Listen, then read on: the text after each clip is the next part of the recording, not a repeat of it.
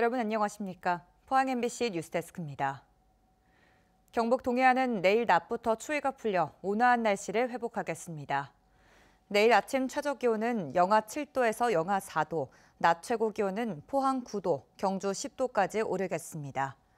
경북 동해안 전역에 건조주의보가 내려져 있어 화재 예방에 신경을 써야 합니다.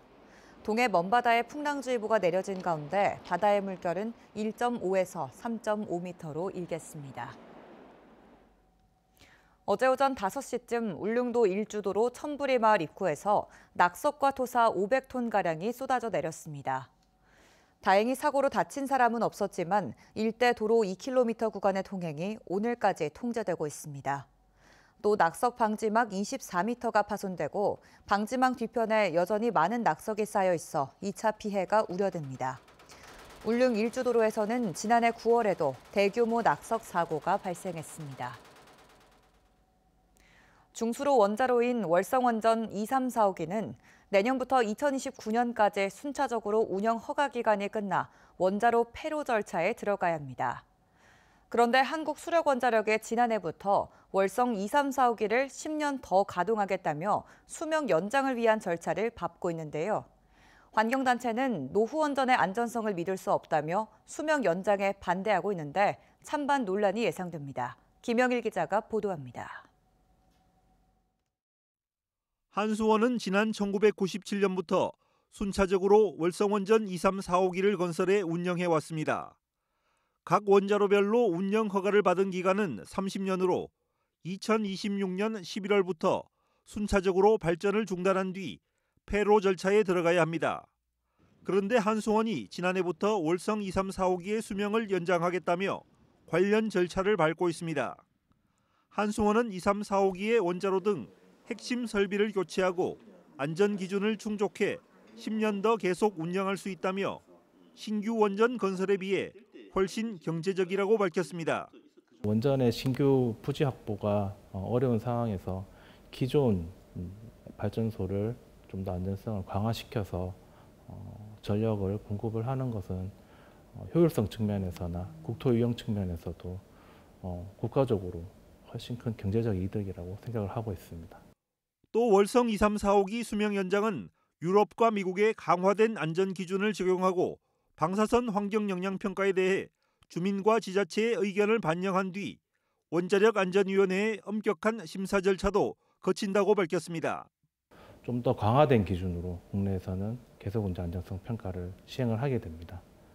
이 안정성 평가를 원안위에서 평가를 한 후에 심사가 완료되면 거기에서 도출된 안전성 증진 사항들을 발전소에 적용을 하고 계속 운전을 추진을 할 계획입니다. 하지만 수명 연장에 반대하는 시민 환경단체들은 30년이나 사용한 노후 원전의 안전을 담보할 수 없다고 주장하고 있습니다. 2023년 6월 월성 4호기에서 냉각수 2.45톤이 누설됐고 지난해 12월 월성 2호기에서 액체 방사성 폐기물 29톤이 바다로 유출되는 유례없는 사고까지 발생했습니다. 기본적으로 노후 원전의 수명 연장은 되게 위험하다. 후쿠시마 핵사고 같은 경우에도 후쿠시마 1호기가 수명을 연장한 원전이었습니다. 그러면 원전만 교체한다고 해서 안전성이 보장이 되는가? 이 30년 수명에 맞추어서 주변 기기들이 다 설계가 되었기 때문에 더구나 혼란스러운 탄핵 정국으로 정부와 정치권이 제기능을 하지 못하는 상황에서 월성 2, 3, 4호기의 수명 연장이 졸속으로 추진되어서는 안 된다는 입장입니다. 윤석열 정부 들어서면서 무리한 핵진원 정책의 결과로서 지금 졸속으로 수명 연장이 추진되고 있거든요. 그래서 이제 윤석열 대통령 탄핵과 함께 잘못된 에너지 정책도 중단되어야 하고 무리한 수명 연장도 일단은 중단되어야 한다.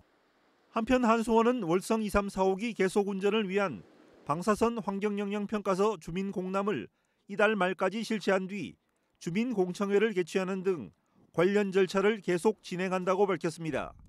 MBC 뉴스 김혁일입니다.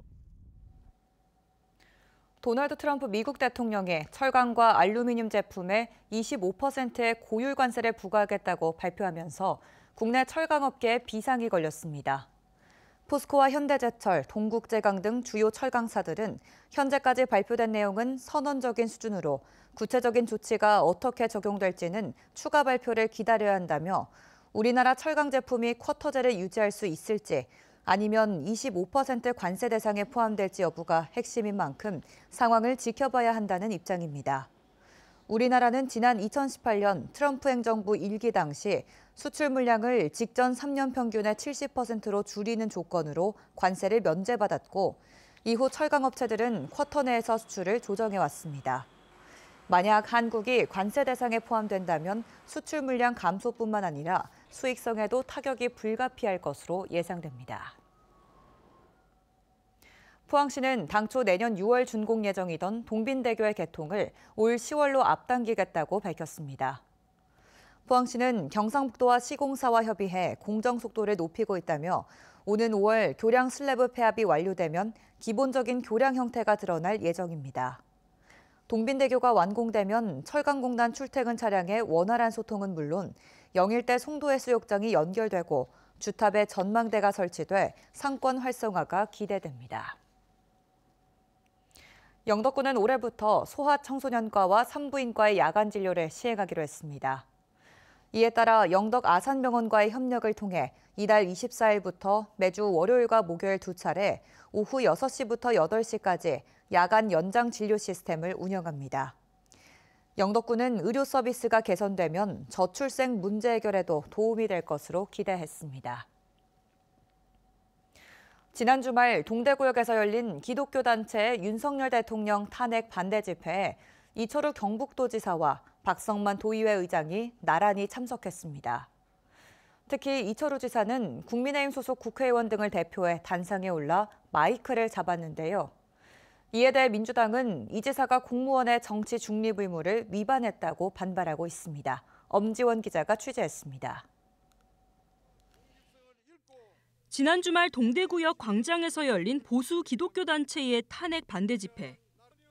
국민의힘 소속 지역구 국회의원들과 함께 박성만 경북도의회 의장이 호명돼 대통령을 위해 투쟁할 분들로 소개되고 이어서 이철우 도지사가 대표 발언을 합니다.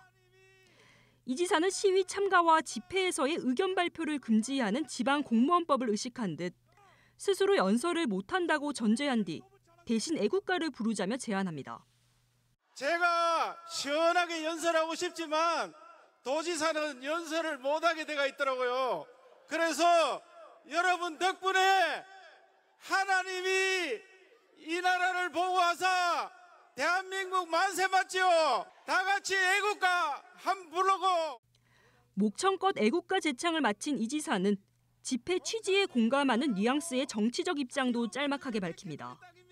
하나님이 도와주면은 기적이 일어납니다, 여러분. 이철우 지사는 다음 날 보수 유튜브 채널에도 출연해 집회 참석 배경을 자세히 설명했습니다. 도지사는 원래 정치 중립 공무원이기 때문에 가긴 가야 되겠는데 어떻게 할까. 그래서 선거법도 안 걸리고 하는 방법을 연구를 많이 했습니다. 이 지사는 사회 곳곳에 종북 세력이 있다면서 탄핵 심판 중인 헌법재판관들을 겨냥하는 듯한 발언도 이어갔습니다. 종북 주사파, 그렇게 북한에서 끊임없이 사상전을 펼친 겁니다. 학자든 판검사든 누구도 자기도 모르게 사상이 그렇게 바뀌가 있는 겁니다. 우리법 연구에 이래서 똑같은 판결이 누구한테 가면 무죄가 되고 저 사람한테 유죄가 되고 이걸 보고 국민들이 어떻게 믿겠느냐. 이에 대해 더불어민주당 중앙당 및 경북도당은 이철우 지사의 집회 참석과 언행들이 공무원의 정치 중립 의무 위반은 물론 종교 중립 의무와 집단행위 금지 규정까지 위반한 거라고 조목조목 짚었습니다. 특히 특정 연구단체 출신 판사를 겨냥한 발언은 헌법재판소의 탄핵 인용 결정 시 극우 세력에게 불복 명분을 제공하는 상당히 위험한 발언이라고 지적하고 내란 옹호 세력을 등에 업고 대선 출마를 저울질하냐며 연이틀 강도 높은 비판을 내놨습니다. MBC 뉴스 엄지연입니다. 기후변화에 대응하는 아열대 작물연구소 설립 최적지로 포항이 최종 선정됐습니다. 경상북도는 저온기 평균 기온, 아열대 기후 진입도, 미래 기온변화 전망 등을 종합적으로 평가한 결과 포항이 최적지로 평가됐다고 설명했습니다. 도는 관계 법령을 검토하고 포항시와 함께 중장기 예산 확보 계획 수립을 위한 행정 절차에 착수할 계획입니다. 오늘 오전 11시 18분쯤 포항시 북구 흥해읍 한 사무실에서 불이 났습니다. 불길이 치솟자 화염을 피해 옥상으로 대피한 2명은 출동한 소방관에 의해 10여 분 만에 구조됐습니다. 경찰과 소방당국은 정확한 화재 원인을 조사하고 있습니다. 포항 슬러스가 2025 시즌 개막을 맞아 홈 경기장을 찾는 관중들에게 쾌적한 관람 환경을 제공하기 위해 좌석을 새롭게 단장했습니다. 기존에 634석이던 서포팅존을 1,166석으로 늘렸고 본부석의 특화 좌석인 프리미엄석과 프레스티지석에 나홀로 연인, 가족 관람객을 위한 1인, 2인, 4인 테이블을 추가했습니다. 또 올해부터 스틸야드에 편의점과 치킨, 버거 등 프랜차이즈 음식점도 입점했습니다. 신임 경북경찰청장에 오보명 서울경찰청 공공안전차장이 임명됐습니다. 부산 출신으로 울산경찰청장을 역임한 오 신임 청장은 서울 101 경비단장 등 주요 보직을 거쳤으며 계엄 당시 국회 현장에서 경찰 기동대를 지휘하면서 국회 출입 통제를 해제해야 한다는 건의를 했던 것으로 확인됐습니다. 한편 김철문 경북경찰청장은 전라북도 경찰청장으로 자리를 옮겼습니다. 경북교육청이 교육부의 한국어 교육 국제교류사업 시범교육청에 2년 연속 선정됐습니다. 이에 따라 도교육청은 공모를 거쳐 해외 봉사활동과 다문화 학생 부모나라 방문 등의 프로그램을 교육과정과 연계 운영할 학교 120곳을 선발합니다. 공모 신청서 접수는 오는 28일까지며 3월에 운영학교를 선정해 학교 한 곳당 최대 1,000만 원을 지원합니다.